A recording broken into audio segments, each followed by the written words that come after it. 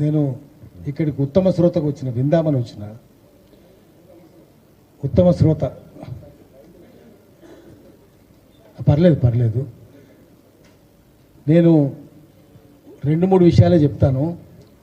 మా బీసీ జనగణన కాదు, మీ బ్రాహ్మణ జనగణన ఎంత అది చేయండి. రెడ్లు ఎంత, వెలమలు ఎంత, కమ్మలు ఎంత, 1% అన్నారా మీరు? బ్రాహ్మణులు అయితే 1% లేరు, ఆంధ్రలో 2%, ఇక్కడ 1% కంటే తక్కువ ఉంటారు. కోమట్లు కూడా అంతే. రెడ్లు ఎంత ఉంటారు? 3% ఉండొచ్చు. మీకు ఎన్ని ఉన్నాయి అసెంబ్లీ సీట్లు? మీ జనాభా ఎంత? మీరు అసెంబ్లీలో ఎంతమంది ఉన్నారు? పార్లమెంట్లో ఎంతమంది ఉన్నారు? ముందు మీ జనాభా తీయండి, అప్పుడు మీ సంగతి మేము చెప్తాం. మనం ఎవరు నమ్మొద్దు, మేకలు పుల్లని నమ్మొద్దు. పుల్లు గద్దె మీద కూర్చొని ఉన్నాయి, మేకల జనాభా చెప్తున్నాయి. ఎట్లా నమ్ముతాం మనం? ఇప్పుడు మీరు జనగణన చేసినారు, కులగణన చేసినారు, జనగణన ఎందుకు చేయరు? జనగణన చేసినారా? ప్రతి 10 ఏళ్ళకి ఒకసారి చేయాలి కదా, ఎందుకు చేయలేదు మీరు? ఢిల్లీ వాళ్ళు చేయాలి, ఎందుకు చేయలేదు? ఎందుకు అడుగుతలేరు మీరు? ముందు మీ కులాలే మీరు చూసి చెప్పుకోండి, మేము ఇంతమంది ఉన్నాము, అసెంబ్లీ ఇంతమంది ఉన్నాము, మా జనాభా ఇంత చెప్పాలి. అది చెప్తలేరు, అప్పుడు ఉంటుంది. తర్వాత మా జనగణన చేసేటప్పుడు మమ్మల్ని ఇన్వాల్వ్ చేయాలి కదా. ఏదైనా పారదర్శకంగా ఉండాలి, ప్రజాస్వామికంగా ఉండాలి. మాకు చెప్పకుండా మీ అంతా మీరే చేసి చెప్తారా? మేము నమ్మాలా అది? ఇట్లా ఈ జనగణనను చూసి, కులగణనను చూసి నల్లమల్లో నక్కలు కూడా నవ్వుకుంటున్నాయి. మనుషులు కాదు, నల్లమల్ల నక్కలు కూడా నవ్వుకుంటున్నాయి. అందుకనే కంపు వాసన వస్తుంది. ఇది ఈ రిపోర్టు చూస్తేనే ముక్కును మూసుకోవాలనిపిస్తుంది, చెవులు మూసుకోవాలనిపిస్తుంది.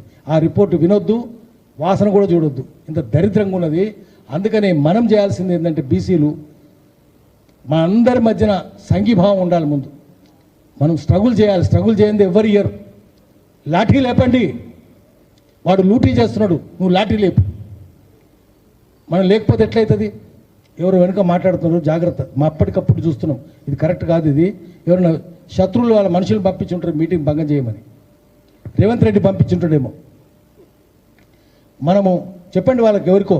ఇక్కడ కూడా ఎవరు ఇంతకుముందు మాట్లాడుతున్నారు, తప్పది. మిత్రులారా, ఒకటే ముక్క చెప్పి ఆపిస్తా. మనం అందరి మధ్యన కలెక్టివ్ పొలిటికల్ కాన్షియస్నెస్ ఉండాలి. ప్రజల ఉమ్మడి రాజకీయ చైతన్యం పునాది. నెక్స్ట్ మనం పోరాటం చేయాలంటే మనందరి మధ్యన సంఘీభావం ఉండాలి, సాలిడారిటీ ఉండాలి. Solidarity based struggle. సాలిడారిటీ లేకపోతే మనం స్ట్రగుల్ చేయలేము. కుల సంఘాలు మాత్రం నమ్మనే వద్దు. వాడు ఎవడు అధికారంలో ఉంటే వాడు మూతి రాక్కుంటుంటారు వీళ్ళు బీసీ సంఘాలు. కుల సంఘాలని పక్కన పడేద్దాం, అందరూ పడేద్దాం. ఏ రాజకీయ పార్టీని దగ్గర రానివద్దు. బీఆర్ఎస్ను కానీ, కాంగ్రెస్ను కానీ, బీజేపీని కానీ, అందరు దొంగలే, అందరు కలిసే ఉంటారు. ఇంతకుముందు మా విశారదం చెప్పినట్టు లోపల నుంచి డీకోడింగ్ చేసుకుంటూ ఉంటారు వాళ్ళు. అందరు కలిసే ఉంటారు. అందుకని అన్ని రాజకీయ పార్టీలు కట్టగట్టి మూసినది మురికాల పడేద్దాం. మామూలు ప్రజలను తీసుకొద్దాం, సంఘీభావం చేద్దాం, సృష్టిద్దాం. తద్వారా మాత్రమే మనం విముక్తి చేయగలుగుతాం. ఇది మొత్తం కంపు వాసన, దుర్గంధ భూయిష్టం. మేము ముందే చెప్పినాం దుర్గంధ భూయిష్టంగా ఉంటుందని చెప్పి. అందుకని మనం నమ్మొద్దు, దొంగలను నమ్మొద్దు, లఫంగలు నమ్మొద్దు. మనది మనం సృష్టించుకుందాం. మళ్ళీ మన ఉమ్మడి రాజకీయ చైతన్యం ద్వారా, సంఘీభావం ద్వారా మనం బీసీ రాజ్యాధికారం తెచ్చుకుందాం. మనకు రిజర్వేషన్ ఎక్కడనే ఉద్యోగాలే లేవు, అన్ని ప్రైవేటైజేషన్ అయిపోయినాయి. గ్లోబలైజేషన్, రిక్రూట్మెంట్ లేనే లేదు. ఎక్కడుంది? 4 కోట్ల జనాభాలో 4 లక్షల మంది ఉద్యోగులు లేరు కదా, 1% లేరు. దాంట్లో 50% రిజర్వేషన్లు. ఆ 50%లో ఎస్సీలకు ఎన్ని, ఎస్టీలకు ఎన్ని, బీసీలకు ఎన్ని? ఏమీ లేదు, అంత బోగస్. కాబట్టి మనం రాజ్యాధికారం కోరుకోవాలి, చిన్న చిన్నవి కోరుకోవద్దు. జబ్ హమారే హక్ మాంగ్తే తో చాంద్ సితారే మాంగ్తే. మగ్దూమ్ మొయిదీన్ చెప్పినట్టు నిజాంని ఏమడుగుతావు నువ్వంటే, తెరా గద్ది దేరే నైతో గర్దన్ దేరే అని అడిగాడు. నీ సింహాసనం ఇస్తావా, నీ మెడకాయ ఇస్తావా, ఏది కోసుకొని పొమ్మంటావరా అన్నాడు.